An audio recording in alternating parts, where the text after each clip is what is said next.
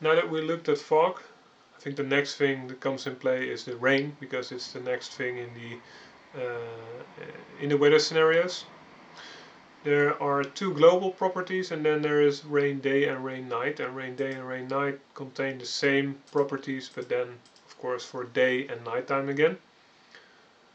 First, the rain amount is the amount of rain that's coming in this weather scenario, and point 1 till, well, actually till point 2 it is not doing a lot.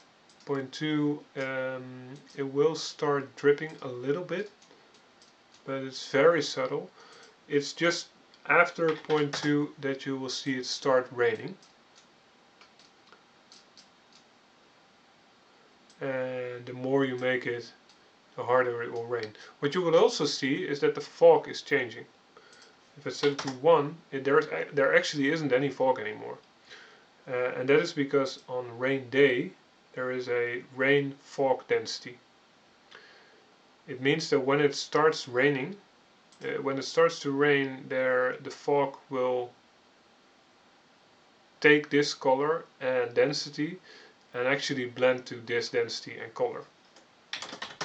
So if we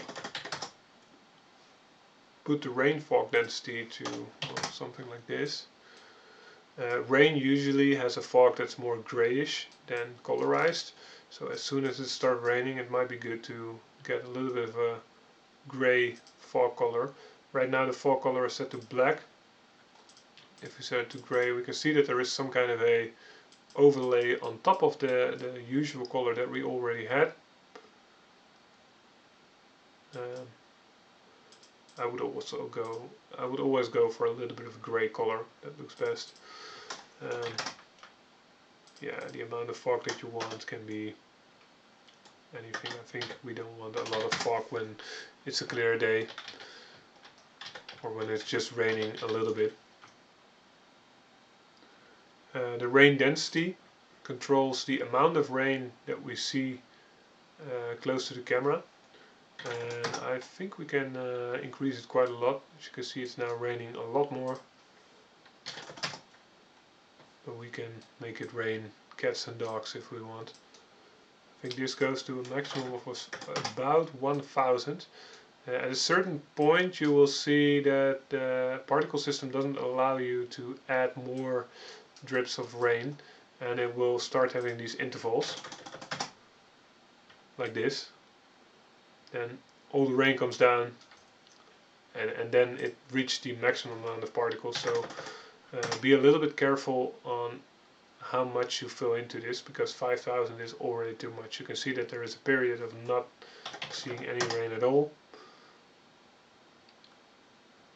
2500 looks to be okay, but I would say that that is the max. The color of the rain, right now it's way too gray. It doesn't look that good. That is this property, rain color.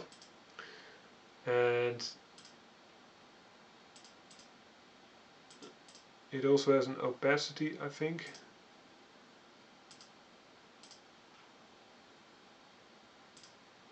No, the opacity is a little bit the color. So try to pick a color that looks good with the setting that you have.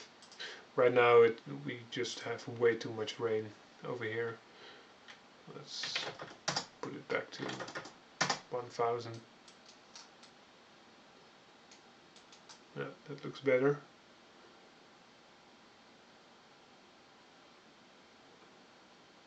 Yeah, I think that looks good. Don't forget to also have a look at nighttime, because in nighttime, as you can see, the rain is now way too bright.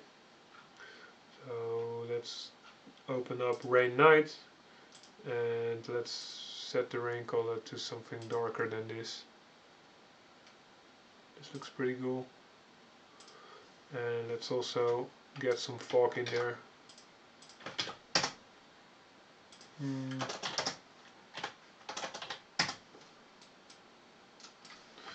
I think the fog of the nighttime is a little bit too dark.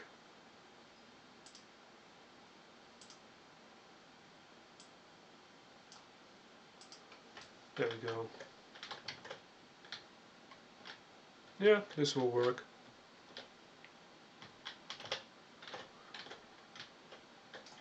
Okay, now if we move the time,